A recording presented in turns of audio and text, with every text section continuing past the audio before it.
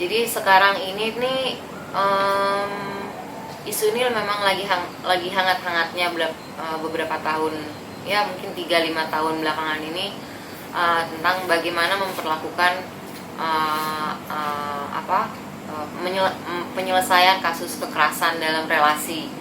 Ada yang langsung langsung call out di sosial media, ada juga yang melalui mediasi. Kalau kami melihat bahwa laki-laki dan perempuan itu sama-sama korban dari sistem patriarki, dan kami lebih memilih apa yang disebut restoratif justice. Itu artinya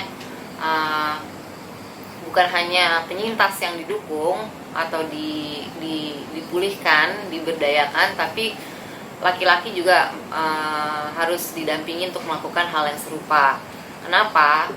Kalau kita hanya melakukan call out di sosial media atau dibuang dari komunitas, kita tidak akan bisa menjamin bahwa dia sadar apa yang dia lakukan.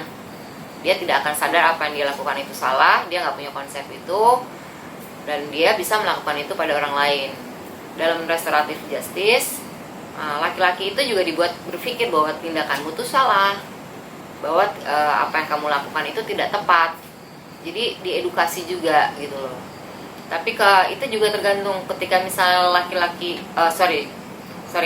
pelaku kekerasan itu bisa siapa aja, nggak hanya cewek atau cowok. Jadi si pelaku itu meminta semacam tuntutan kemudian ketika si pelaku kooperatif, maka itu oke menurut kami. Tapi ada juga kasus di mana ketika si penyintas memberi tuntutan, itu si pelakunya menolak atau denial, ya tidak kooperatif. Jadi dia akan menerima hukuman sosial dalam bentuk apapun. Kayak gitu sih. Kita pernah dapat ancaman berapa kali, tapi kita nggak peduli sih, karena mereka nggak benar-benar melakukan sesuatu. Karena setiap orang itu punya kayak rasa gengsi gitu, nama baiknya nggak mau tercoreng kan. Jadi selama ini kalau ada yang mengancam itu ya kita ancam balik atau kita cuekin aja, karena kalau mereka mengancam kita ya kita akan buka ke publik apa yang dia lakukan terhadap pasangannya gitu. Kami sadar pekerjaan seperti itu juga bisa mempengaruhi kita, karena kita sendiri pun survivor. Kita sendiri pun juga pernah mengalami banyak trauma-trauma yang terkait dengan kekerasan seksual atau pelecehan seksual dan sebagainya. Dan ya cara kita kadang refreshing, jalan bareng-bareng kemana, ke sungai, ke kali, atau berhenti dulu sejenak, sehari 2 hari, kemudian